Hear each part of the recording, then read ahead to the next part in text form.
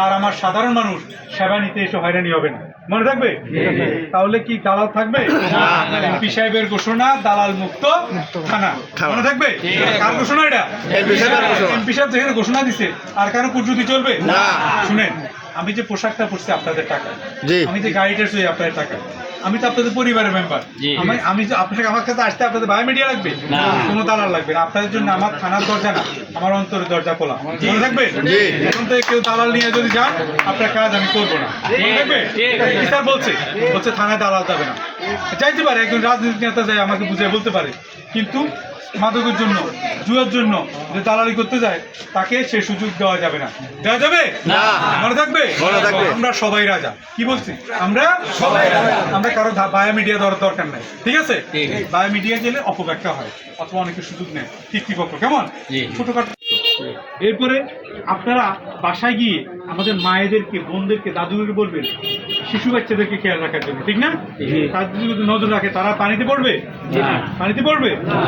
সন্তানদের সাথে একটা বন্ধুত্বপূর্ণ সম্পর্ক রাখবে। সম্পর্ক রাখলে তার হতাশা আসবে না। হতাশা না আসলে সে আত্মহত্যা করবে না। আত্মহত্যা করা এটা একটা রোগ। মনে থাকবে? তাকে হতাশ হতে দেবেন না। এই রোগ দেখলে আমাদের কাছে যাবেন, ডাক্তার কাছে যাবেন, ট্রিটমেন্ট আছে। আমরা চাই না আরেকটা লোক আত্মহত্যা করে। ঠিক আছে? এই যে বিদ্যুৎ অসতর্কতার কারণে আগুন লেগে যায়, বিদ্যুৎ হয়ে মারা যায়, আমরা সচেতন হলে আর মরবে? মরবে না।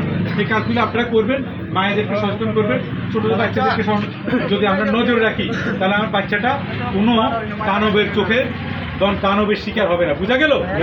এটা আপনারা মায়েদের কি করবেন, শেয়ার করবেন।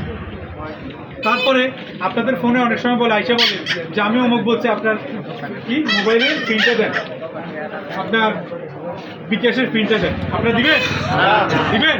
তাহলে আমার কাছে কেন দেন? আমার তো আগে নিয়ে গেছে। আজকে সবাই সচেতন হবেন, বাজারে বাজারে প্রচার করে দিবেন।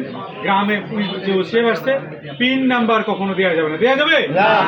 জীবন গেল, পিন নাম্বার দেওয়া যাবে না। মনে থাকবে? আরেকটা হলো আপনাদেরকে লাভ দেখাবে, 100 দিলে 500। শুনে, জীবনে টাকা উপার্জনের, লাভবান হওয়ার শর্টকাট কোনো হয় নাই। ঠিক আছে?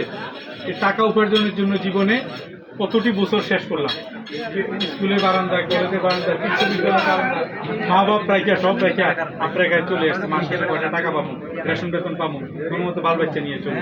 ঠিক না? যদি সহজে টাকা উপার্জন করা যাইতো তাহলে কি আমরা এখানে আসতাম? টাকা পয়সা যাই পেয়েছে, আমার এক পিছনে টাকা রাখলে তো আপনারা সবাই লাগতে পারবেন না। এগুলি যদি ওই এনজিও আসে বলে যে মাসে 5,000 টাকা লাভ দিব, 2,000 টাকা, 3,000 টাকা লাভ দিব, এরকম একটা রাখলে তো আমার 14 বছর শুয়ে শুয়ে খাইতে পারবো। রাখা যাবে এটা? ব্যাংক ছাড়া কোথাও টাকা রাখা যাবে না। ফান্দে ফেলবে, টাকাগুলি নিয়ে যাবে।